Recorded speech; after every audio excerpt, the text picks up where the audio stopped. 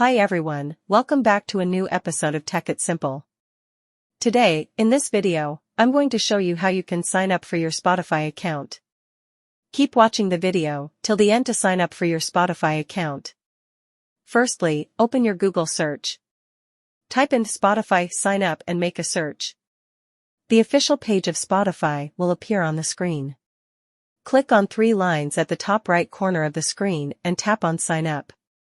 It will take you to the sign up page of Spotify. Enter your email address and tap on Next. Create the password for your Spotify account and click on Next.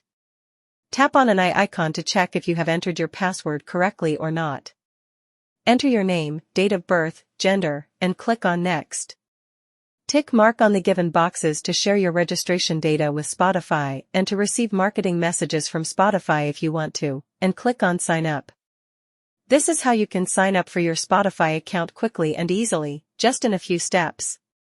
If you have any thoughts or queries, let us know in the comment section. Don't forget to subscribe to our channel. Also, press the notification bell icon so that YouTube will notify you whenever we post a new video.